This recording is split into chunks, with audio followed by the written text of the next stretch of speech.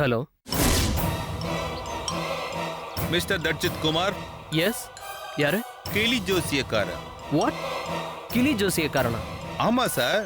ரோட்ல கிளியை வச்சுக்கிட்டு சீட் எடுத்து பார்ப்பாங்கல்ல, அந்த கிளி ஜோசியக்காரன் தான். என்ன வேணும் உனக்கு? பொழுது போகாம இருக்கும் போதெல்லாம் என் கிளி கிட்ட ஏதாவது ஒரு பேரை சொல்லி ஒரு சீட்டை எடுத்து பார்க்கிறது என் பழக்கம். அதுக்கு இன்னைக்கு உங்க பேரை சொல்லி ஒரு சீட்டை எடுத்து பார்த்தேன். அதுல வந்த பலனை உங்களுக்கு போன்ல சொல்லலாமேன்னு பார்த்தேன். ஹலோ, யார் நீ? என் பர்சனல் நம்பர் உனக்கு யார் கொடுத்தது? சம்மந்தம் இல்லாம பேசிட்டு இருக்க. தெளிவா தான் சார் சொல்றேன். பலனை சொல்லட்டுமா? ஏய், முதல்ல நான் கேட்ட கேள்விக்கு பதில் சொல்லுடா. டா போட்டு பேசிட்டீங்க மிஸ்டர் தட்சித். பரவாயில்ல, நான் விஷயத்த சொல்லிடுறேன். கிளி எடுத்து கொடுத்த சீட்ல கூடிய சீக்கிரம் நீங்க சாக போறீங்கன்னு வந்திருக்கு. என்ன சொல்ற? இது வரைக்கும் நான் போன் பண்ணி ஜோசியம் சொன்ன 23 பேரும் செத்து போயிருக்காங்க. 24வது ஆளு நீங்க தான். லிஸ்ட் தரட்டுமா? யார் நீ? விசாரிச்சுக்கிறீங்களா? டேய், போய் சொல்லாத. நீ சாதாரண ஆள் கிடையாது. யார் நீ? சொன்னனே சார், கிளி ஜோசியக்காரன். சார், நான் யாருங்கிறது தெரியணுமா இல்ல நீங்க எப்படி சாக போறீங்கன்னு தெரியணுமா? ரெண்டும் தெரியணும். ஏதாவது ஒண்ணுதான் சொல்லுவேன். எது வேணும்? ஏய் பிளடி இடியட், என்ன விளையாடுறியா? நீங்க கோவமா இருக்கிறீங்க. நான் அப்புறமா கூப்பிடுறேன். பை. டேய் டேய் டேய் டேய்.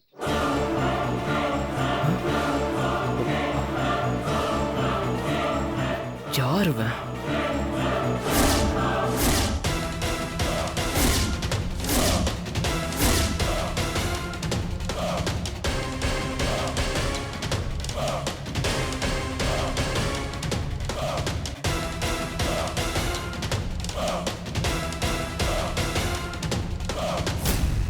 எப்போ உன்னை கிட்னாப் பண்ணாங்க? நேத்து காலையில. அப்ப நான் நேத்து வரும்போது கூட உங்க வீட்டுல தான் இருந்தாரா? ஆமா. அப்ப நீங்க என்கிட்ட ஃபோன் பண்ண சொன்னது? உங்க 2 பேருக்கும் இருக்கிற லிங்க் தெரியறதுக்காக தான்.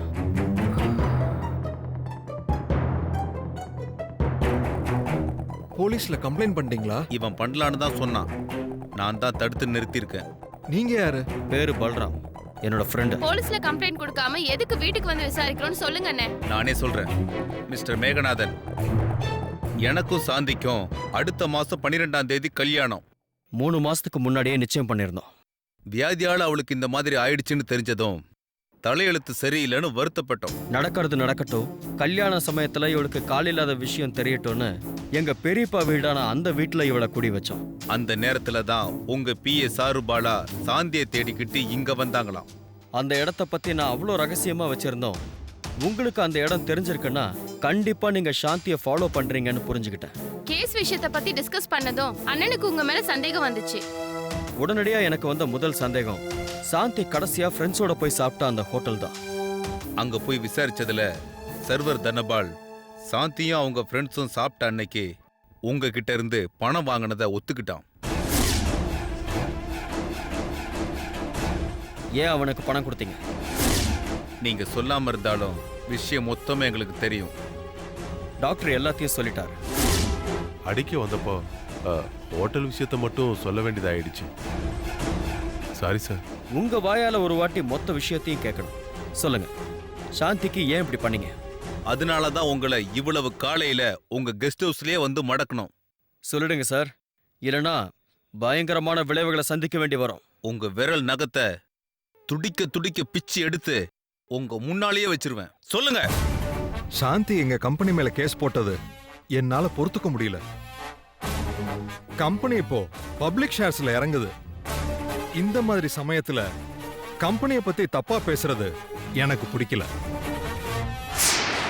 வக்கீலு, போலீஸு, ஜட்ஜுன்னு எல்லாரையும் விலைக்கு வாங்கி கேஸ பப்ளிசிட்டி ஆக்காம பொத்தி பொத்தி வச்சாலும் இவ ஒருத்தி ஸ்ட்ராங்கா இருந்ததால கேஸ அசைக்க முடியல. சாகடிச்சா மொத்த சந்தேகமும் என் மேல திரும்பிடும். அதனால வேறொரு ஐடியாவை என் பார்ட்னர் கொடுத்ததும் ஒத்துக்க வேண்டியதாயிருச்சு. என்ன ஐடியா? வைரஸ் மருந்து ஒண்ணு வெளிநாட்டுல இருக்கு. அத முதுகெலும்புல ஏத்திட்டா கால் ரெண்டும் செயல் இழந்துரும், முதுகெலும்பும் டேமேஜ் ஆகி 1 வருஷத்துல செத்துருவாங்கன்னு சொல்லி ஒரு மருந்து அனுப்புனாரு. அத பத்தி பேசுறதுக்காக நானும் டாக்டரும் ஒரு ஹோட்டல்ல மீட் பண்ணி காஃபி சாப்பிட்டுக்கிட்டே பேசிக்கிட்டு இருந்தோம். அந்த சமயத்துல சாந்தியும் அவ ஃப்ரெண்ட்ஸும் அங்க சாப்பிட வந்தாங்க. டாக்டர் கிட்ட சாந்தியை காட்டினேன். அவளுக்கு ஏதாவது ஒரு பிரச்சனையை கிரியேட் பண்ணி என்கிட்ட அனுப்புங்க, நான் அந்த வேலையை செஞ்சிடறேன்னு சொன்னாரு. சப்ளையரை கூப்பிட்டு என்கிட்ட இருக்கிற ஒரு லூஸ் மோஷன் மாத்திரைய சாந்தி குடிக்கிற கூல்ட்ரிங்க்ஸ்ல மிக்ஸ் பண்ண சொல்லி பணம் கொடுத்தேன். நான் நினைச்ச மாதிரியே சாந்திக்கு வயிற்று வலி அதிகமாச்சு. ஹாஸ்பிட்டலுக்கு போனா சாந்தியை ஃபாலோ பண்ணிக்கிட்டு இருந்த எங்க ஆளு ஹாஸ்பிட்டல் கிட்ட வச்சு இந்த டாக்டரோட ஹாஸ்பிட்டலுக்கு ரெக்கமெண்ட் பண்ணாங்க. நீங்க இவர்கிட்ட தூக்கிட்டு ஓடி இவரும் வேலையை முடிச்சிட்டாரு. அதோட ரியாக்ஷன் தான் இப்படி ஆயிடுச்சு. நீங்க கொடுத்த மருந்தால தான் இப்படி ஆயிடுச்சுன்னு தெரிஞ்சதும் இவளை உங்க உதவியோடயே குணப்படுத்தணும்னு முடிவு பண்ணோம். அதனால தான் போலீஸ்ல கம்ப்ளைண்ட் கொடுக்க வேண்டாம்னு சொன்னதும் அமைதியாயிட்டேன். அதே மாதிரி நான் காசு கொடுக்கும்போது வாங்கிக்கிட்டு கேஸ வாபஸ் வாங்கியிருந்தா இந்த மாதிரி ஒரு பாவத்தை நானும் பண்ணிருக்க மாட்டேன்ல சாந்தி. நேர்மையா தப்பு தட்டி கேட்டு 4 பேருக்கு நல்லது பண்ண போனதுக்கு இப்படி ஒரு அநியாயம் நடக்கும்னு எனக்கு தெரியாம போச்சு. சாந்தி, நீ ஃபீல் பண்ணாத. அழ வேண்டிய அவசியம் உனக்கு இல்ல. சார், நடந்தது நடந்து போச்சு. இப்ப சாந்திக்கு கால் வரணும். என்ன பண்ணலாம்? எனக்கு தெரியல. என் பார்ட்னர் கிட்ட தான் நான் பேசணும். யார் அந்த பார்ட்னர்? அதை நான் சொல்ல முடியாது. பின்ன எப்படி போலீஸ்ல கம்ப்ளைண்ட் கொடுக்கலாமா? போலீஸ்ல சொன்னாலும் வேலை ஆகாது. ஏன்? அவரே போலீஸ் ஆபீசரா? தயவு செஞ்சு என்கிட்ட அதெல்லாம் கேட்காதீங்க. உங்க தங்கச்சியை காப்பாத்துறதுக்கு ஏதாவது சொல்யூஷன் கிடைக்குமான்னு ஆத்மார்த்தமா நான் ட்ரை பண்றேன். அவ்வளவுதான் நான் சொல்லுவேன். ஏய், என்னடா பெரிய அப்பாவி மாதிரி டிராமா பண்ற?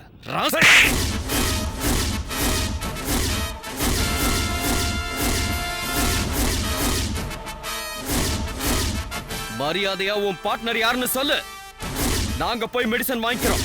அப்படி போனா நீங்க யாரும் உயிரோடவே இருக்க முடியாது. ஏய், என்ன பண்ணுவான் பார்ட்னர்? கிழிச்சிருவானா? என்கவுண்டர் பண்ணிடுவான். ஏய், அவன் எவனோ போலீஸ்காரன் தான் போல இருக்கு. இவனை பிடிச்சி ஸ்டேஷன்ல கொடுப்போம். அவன் ஆட்டோமேட்டிக்கா வெளியே வருவான். வேண்டாம் ப்ளீஸ், நான் அவமானத்தை தாங்கிக்க முடியாது. என் தங்கச்சி நல்லா நடந்துட்டு இருந்தா இந்த வயசுல இப்படி இழுத்துட்டு நடக்கிறாளே, அவ தாங்கிட்டு இருக்கிற அவமானம் உன் கண்ணுக்கு தெரியல? அவளை கியூர் பண்றதுக்கு நான் மெடிசன் ஏற்பாடு பண்ணி தரேன். என்ன கொஞ்சம் ஃப்ரீயா விட்டா தானே நானும் ரியாக்ட் ஆக முடியும். ஜெயில போய் கழித்துன்னு அங்க ஃப்ரீயாவே இருக்கலாம். பார்ட்னரோட பேரை சொல்லியா? நீங்க எப்படி கேட்டாலும் என்கிட்ட இருந்து இந்த கேள்விக்கு பதில் வராது. பல்ராம், என்ன? இவனை இப்படி எல்லாம் கேள்வி கேட்டா பதில் சொல்ல மாட்டான். என்ன பண்ணலாம் சொல்லு. கட்டி போடு இவனை. நான் போய் ஆசிட்டையும் கண்ணாடி இங்க் ஃபில்லரையும் எடுத்துட்டு வரேன். அதெல்லாம் எதுக்குண்ணா? சல்ஃபியூரிக் ஆசிட் ஃபில்லர்ல எடுத்து 4 சொட்டு காதுக்குள்ள விட்டன்னா எப்படி இருக்கும்? அது எப்படி உள்தோலை உருக்குதுன்னு ஐயாவுக்கு தெரியட்டும். அப்பதான் சாந்தி பட்டுட்டு இருக்கிற கஷ்டம் என்னன்னு இவனுக்கு புரியும். சார், அவர் பாவம் சார். ஏய் ஏய், இதே உன் பொண்ணா இருந்தா இப்படி ஒரு அநியாயத்தை பண்ணுவியாடா? அவன் பாவங்கிறிய, அப்ப என் தங்கச்சி பாவம் இல்லையா? உங்க 2 பேரையும் தலையில மொட்டை அடிச்சு கரும்புள்ளி செம்புள்ளி குத்தி ரோடு ரோடா இழுத்துட்டு போவேன்.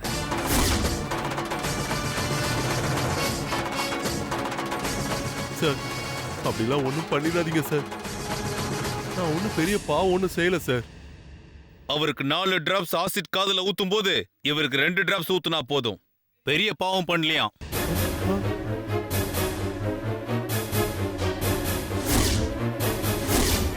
ஊத்தட்டமா? ஐயோ, வேணாம் sir, please sir.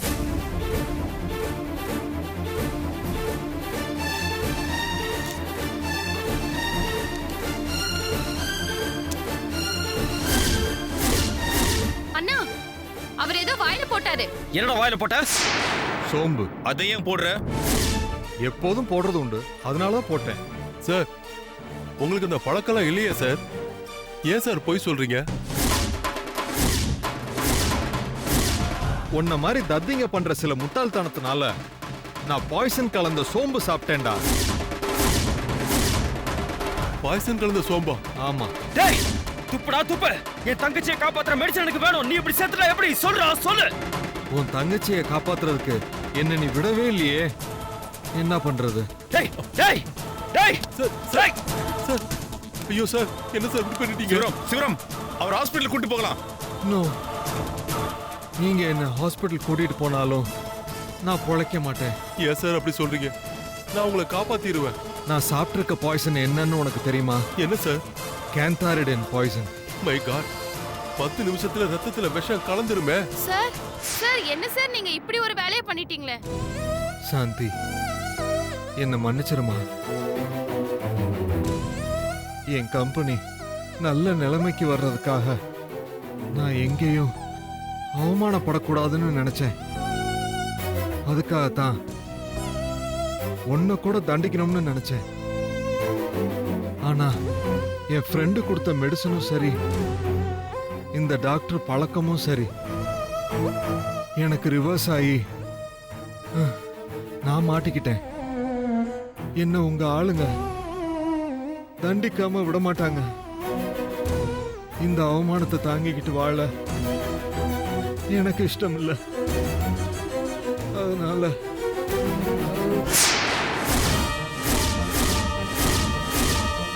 Sir sir sir, செத்துட்டார் sir.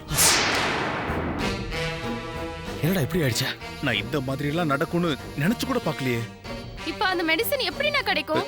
Doctor, sir, இவரோட பார்ட்னர் யாருன்னு உங்களுக்கு தெரியுமா? எனக்கு தெரியாது சார். முதல்ல இவரை டிஸ்போஸ் பண்ணணும், இல்லைன்னா நமக்கு ஆபத்து. என்னது ஆபத்தா? ஆமா சார், இவர் சாப்பிட்டிருக்கிற கேந்தாரிடின் பாய்சன் ஸ்பானிஷ்ல இருக்கிற ஒரு ஈயோட உடம்ப பிடிச்சு நசுக்கினா கிடைக்கக்கூடிய விஷம். அதுக்கு அந்த விஷத்தை சாப்பிட்டு யாராவது செத்தாங்கன்னா செத்த உடம்புல இருந்து வரக்கூடிய ஸ்மெல் கூட பயங்கர பாய்சன் ஆயிரும். ஐயோ, அப்ப என்ன பண்றது? முதல்ல ஒரு பாடியை டிஸ்போஸ் பண்ணணும். போலீஸ்க்கு போலாமாண்ணா? வேண்டாங்க, போலீஸுக்கு போனா என்னோட கேரியரே ஸ்பாயில் ஆயிரும். உங்க தங்கச்சி குணமாறதுக்கு நான் மெடிசன் ஏற்பாடு பண்ணி தரேன். It's a promise. சரி விடுற, நான் போய் யாராவது ஃப்ரெண்டு கிட்ட வண்டி ஏற்பாடு பண்ணிட்டு வர்றேன். ஒரு நிமிஷம் இரு, நானும் வரேன். சாந்தி, நீ கொஞ்சம் ஜாக்கிரதையா இருமா. சரிண்ணே.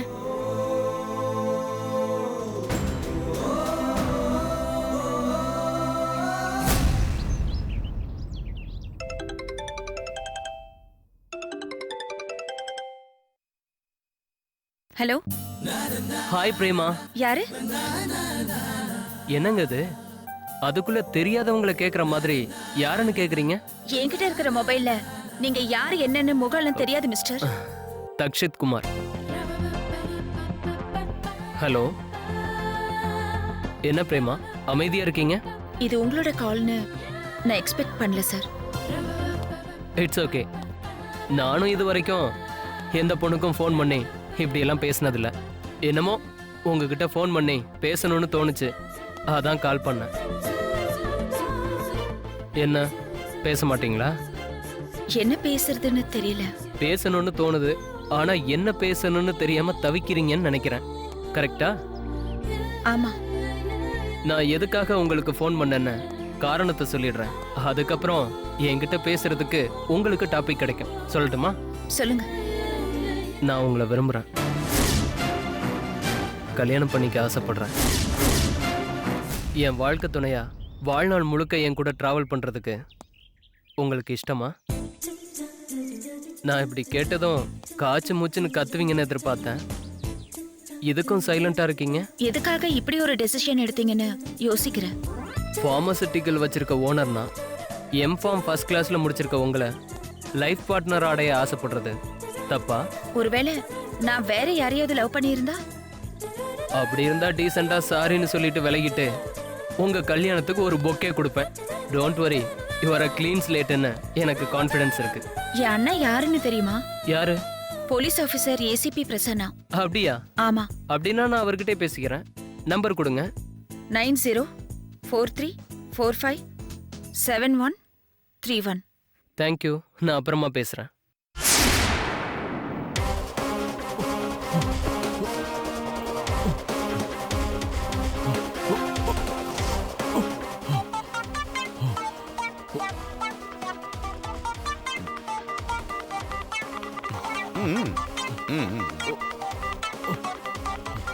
ஹலோ, ஏசிபி பிரசன்னா சாரா?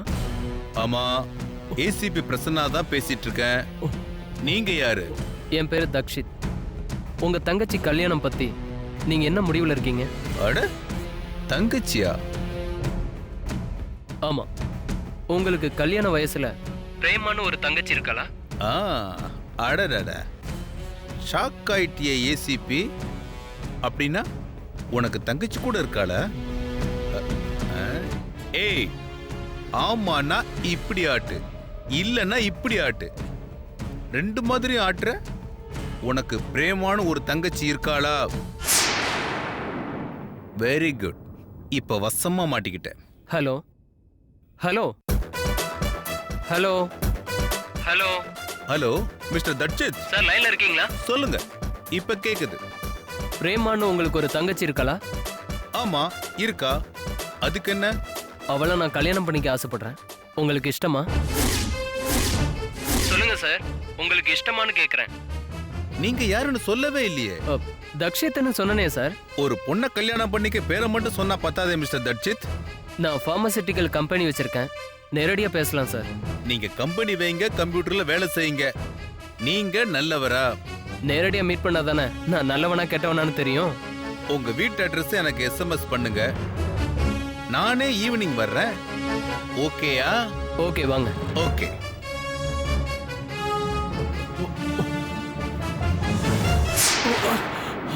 இப்போ நீ எனக்கு ஒரு உதவி பண்ணணும். என்ன பண்ணணும்? உன் தங்கச்சி கிட்ட என்ன அறிமுகப்படுத்தி வைக்கணும். அறிமுகப்படுத்துவியா? எதுக்கு? ஏன் எதுக்குன்னு கேட்காம உன் தங்கச்சிய ஏன் தங்கச்சியா நடிக்க சொல்லணும். செய்வியா? சொல்றா. எதுக்காக இந்த மாதிரிலாம் செய்ய சொல்ற? அத முதல்ல சொல்லு. போன்ல பேசின தட்சித்தை தான் நான் கொலை செய்ய போறேன். அதுவும் உன் தங்கச்சி உதவியோட கொல்ல போறேன். அப்ப என்ன காப்பாத்துவல்ல?